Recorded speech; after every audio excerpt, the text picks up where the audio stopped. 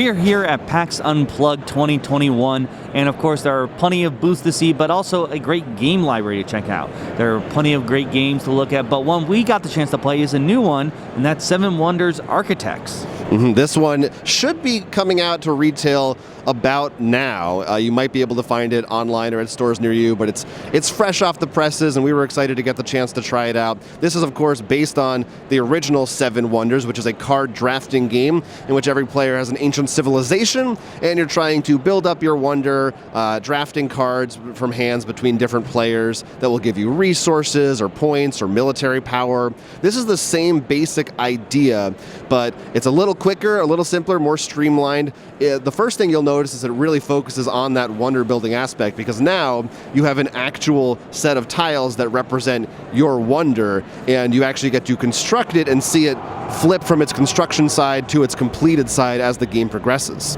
Yeah, so you're going to be given actually a little container, which is cool, so you actually set up for each wonder. You also have your own deck of cards, which is actually going to be placed between you and another player. You're going to be able to draw from either of the decks next to you, so either the deck you put, let's say I put mine between mine and the player to the left, or the one that was placed to my right. Or you can do a blind one from the center. The ones that are placed between players actually face up, so you'll know what you're getting. They'll mostly contain either resources, science, or military. They've made things a little bit more basic. You don't have, while there is still your glass and paper, they're not advanced, it's just general resources, and you'll be trading those in to make layers of your wonder. They could just give victory points, or depending on your wonder, give you a unique power. Yeah, and they've really made it so it's not like you need specific resources like brick or wood to build something. The way each level works is it might say you need 3 resources of the same type or 3 different resources. And then once you have built it, you actually spend those resources, discard those cards. So unlike the original game, you're not really building up a ton of things for an engine. You are trading things in as you go. There's not quite as much to keep track of all in front of you. And the way they kind of simulate that, you know, where you're sitting and how your neighbors affect you is by having those card piles between you that you might both be picking from, and there are still those military battles. This time some of those military cards have horns on them, and when you get enough, the tokens will flip in the center, and then you have a fight and you compare to see who has the most shields amongst you, and you'll get tokens just like before. The science tokens are a little different in this one, the science cards. If you get 2 of the same or 3 different ones, you now get what is called a progress token, and those have all kinds of abilities on them that can be really powerful. Some of them will get you more endgame points. Some of them have special abilities that you can use on your turn. Yeah, they actually comes more from the duel system, so I see they're pulling from their entire line. And once someone has actually built their wonder, that's when the game ends. You add up points. There are some other things too. There is a little cat token that when you get a certain card allows you to look at the top card of the face down deck, giving you a bit more information. It also gives victory points at the end. And of course, each wonder has their own special powers. So what did you think of this, Jonathan? Is it a replacement for Seven Wonders? Is it more of something that stands alongside the entire series? I definitely don't think it's a replacement because, you know, it's really not a drafting game, so it doesn't quite have that feel to it. It's much faster, and on your turn, there's much fewer decisions to make, so mostly you're just like, which card do I want? One of these 2, or I don't want them, so I'll just try something from the middle. It goes very quick, and then it's like, well, I either have the resources to build something or I don't. I enjoyed it. I thought it was pretty fun, a nice, lighter alternative to the original Seven Wonders.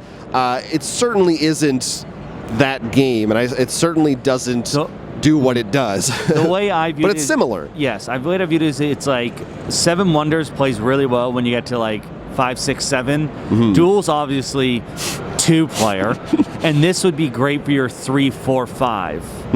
Especially also maybe earlier on, because like you said, it simplifies the basic. You don't have to worry about is glass, can I get that or not? You know, because trading, but still keeps the mechanic, which I enjoy, of like depending where you're sitting on the table actually matters and stuff. Yeah. The conflicts. It's interesting how they did the battles as well, because some of the battle cards you lose after a battle, some of them you don't. So there's like, what's the value there on that?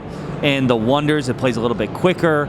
So I do think it's actually, like, it fits perfectly in that it gets a simpler game that makes people maybe easier. Like Seven Wonders isn't like the most complicated game, but I could see it being a head scratch for some people.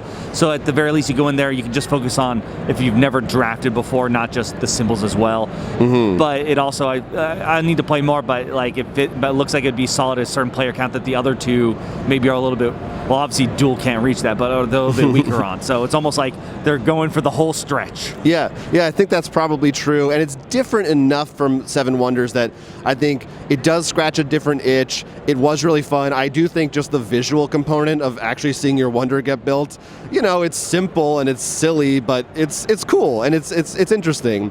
And there are still decisions to be made. It's certainly not as deep as the original Seven Wonders, but it's nice if you've played either this or the other one or Duel, you'll have familiarity with those symbols, and there's a lot of overlap as to how they work, so you'll definitely be able to jump into this very easily. It's a nice, more casual game. There are many games that do something similar to this, where they keep a lot of the symbols and bring it over, but I feel in this case, at least from the first playthrough, it does feel different enough, as you said. It doesn't feel like, well, I'm just getting Seven Wonders light. Right. Like, it is simplified, but I think the mechanics and just the way, because you're not literally drafting, that alone, I think, is a huge chunk change. It would be a game that I wouldn't mind having on my shelf as an addition, not a replacement. Yep, absolutely. Let us know if you've had the chance to play Seven Wonders Architect, what you thought about it, or if it's something you're looking to pick up. Do you think it works well with Seven Wonders, or are you like, I have the original, I don't need this? You can talk to us in the comments and let us know what you think about all that. Till then, I'm Will. I'm Jonathan. And this has been Roll for Crit at PAX Unplugged.